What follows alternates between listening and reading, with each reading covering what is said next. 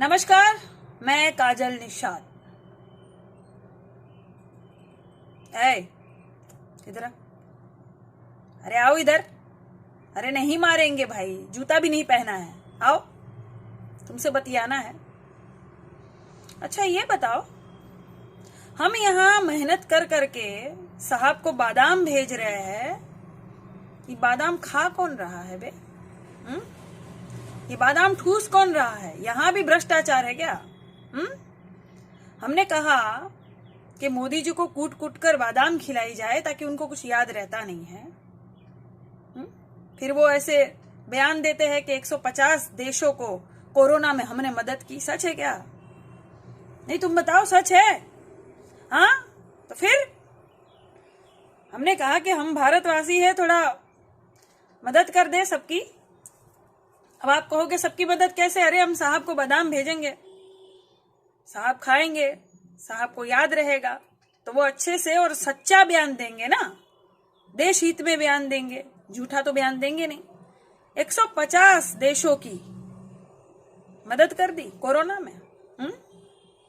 150 देशों में फिर कहीं भारत था? मदद की भारत की? अपने ही देश की मदद कर देते तो ये हालत होती भारत की आज। इतना झूठ, इतना अत्याचार। किसी महिलाओं का मान सम्मान तो वैसे ही यहां कोई नहीं कर रहा है, लेकिन वहां जाकर स्वतः महिलाओं को बेरहमी से पीटा जाता है। देखा आप लोगों ने वो फोटो और वीडियो?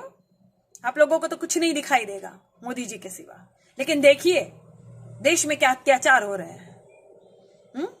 और एक वो डॉक्टरों ने भी जो है कोरोना में एक अलग से एक धंधा शुरू कर दिया है लूटने का। मामला महाराष्ट्र का है।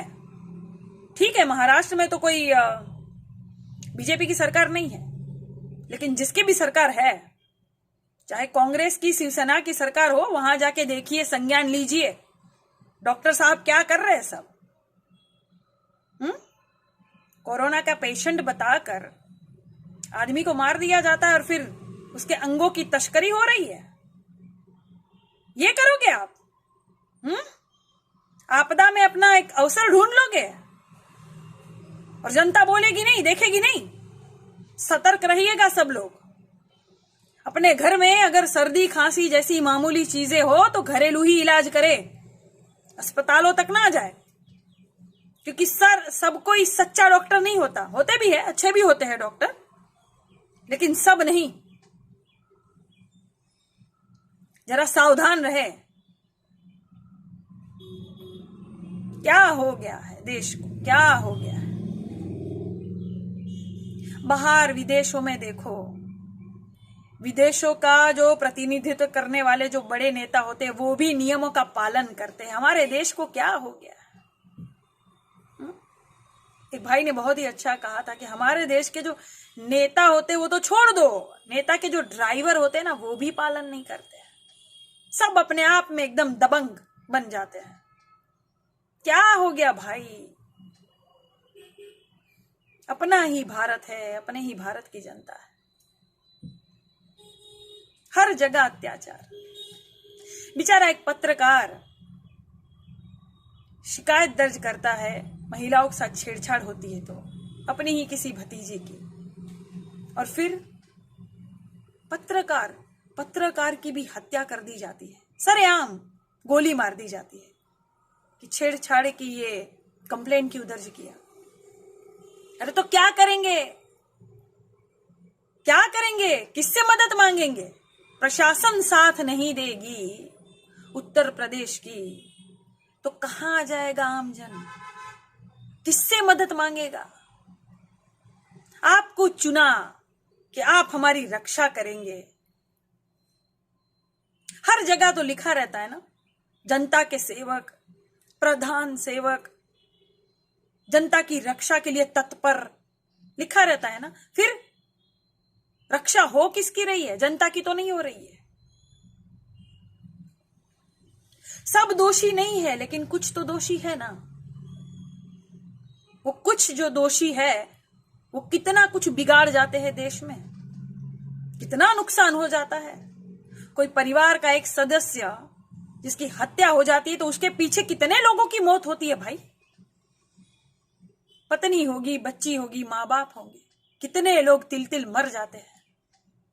और अगर एक ही कोई कमाने वाला हो और उसकी हत्या जानबूझ के दबंगई में अपने आप को हीरो साबित करने के लिए उसकी हत्या हो जाए तो वो बेचारा एक ही कमाने वाला और बाकी सब छोटे मासूम बच्चे।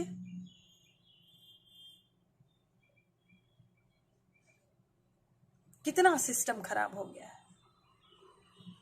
परिवर्तन मांगा था भाई, देश ने परिवर्तन मांगा था, बर्बादी नहीं मांगी थी। परिवर्तन अच्छी बात है, करना चाहिए, लेकिन ऐसा परिवर्तन,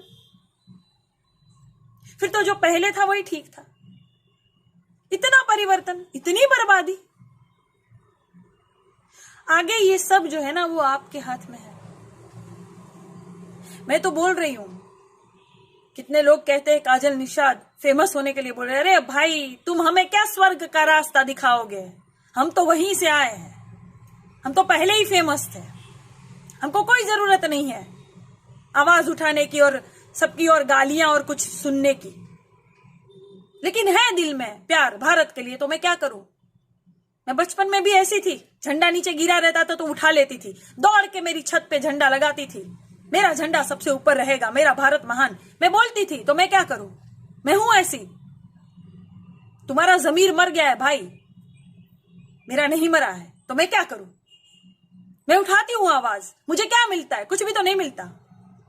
कुछ जाहिल तो गालियां देते हैं, बुरे शब्द लिखते हैं मेरे बारे में, तो क्या मुझे अच्छा लगता है ये सब करना। पर मैं कर रही हूं जनता के लिए। आप जागिए, जनता सब जागिए। असली बर्बादी की हकदार तो एक्चुअली जनता ही है ना, है ना। मान लीजिए कि हो। अरे कब जागोगे, आंखों से दिखता नहीं है क्या। पूरी जनता तो अंधभक्त नहीं है ना, आंखों से दिखता नहीं है कि बर्बादी हो रही है। तो बस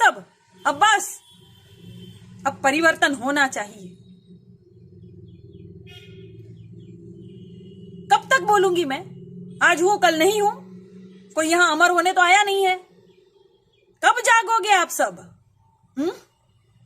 अपने हक के लिए कब लड़ोगे। जो हक के लिए लड़ता नहीं है ना, वो एक लाश के समान होता है। कब तक लाश बनकर जिंदा रहोगे, और ऐसा जीवन भी क्या जीना। अरे अपने हक के लिए उठिए, आप आवाज उठाइए, देश के लिए आवाज उठाइए, देश के लिए लड़िए। कहीं बर्बादी हो रही है, गलत हो रहा है तो आवाज उठाइए भाई। मैं तो उठाऊंगी, चाहे मेरा कुछ भी हो, क्योंकि मेरे भारत से मुझे प्यार है, आपका पता नहीं। ठीक, धन्यवाद।